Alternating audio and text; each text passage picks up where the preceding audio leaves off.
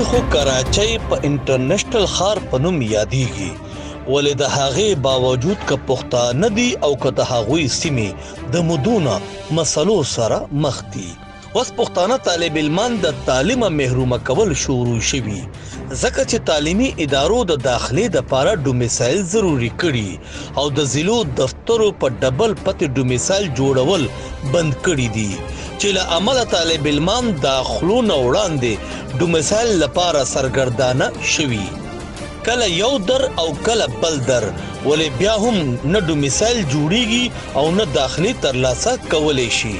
چې کله زموږ هلکان دلته کې میټریک وکړي بیا انټر وکړي، د هغې نه پس چې کله هغه یونیورسټۍ ته ځي یا د ډګرۍ دپاره کالجونو ته ځي، نو په هغو باندې د تعلیم دروازې بیا بندې شي او جواز دا جوړ کړي چې د 2 پیاسي ډومیسایل نشي جوړېدی. نو موږ د دې زیاتي خلاف احتجاج کوو او د پاکستان صدر عارف الوي صاحب چیف جسټس پاکستان نه او د وزیر اعلی سند نه دا مطالبه کوو چې دا مسله د پیلپور ختمه شي، ځکه چې دا یو پاکستان دی او شناختی کارت ټول آنلاین جوړیږي. چې آنلاین جوړیږي نو بیا دا مسایل د ډبل ایډرس ته د پښتنو سره د امتیازي سلوک نه دی پکار. کراچۍ یو انټرنیشنل ښار دی او په دې انټرنیشنل ښار کې هر نمونه خلک اوسېږي، په دې کې سریلانکا شته، برمي شته، په دې کې هر نمونه قوم شته. نو بیا پښتانه چې دي دا خو د ملک خلک دی او پاکستان نه آزاد نه چې پښتانه آزاد وو، نو دا خو یو آزاد قوم دی. دی خو چې کوم ځای ته لاړ شي په ملیشیا وګوره پښتانه دي، هلته هغو له کم درجې ورکړي دي. ته په کراچۍ کې د پښتنو ډومیسایل او پیرسي چې په هغې باندې پابندي لګوي، نو دا دوی له شرم مقام دی.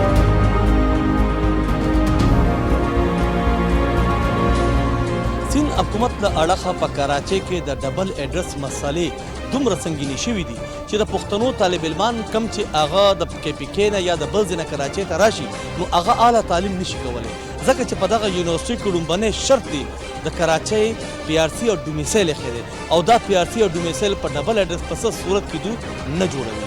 کیمرامین هادي سره نعمت زاده، خیبر نیوز، کراچۍ.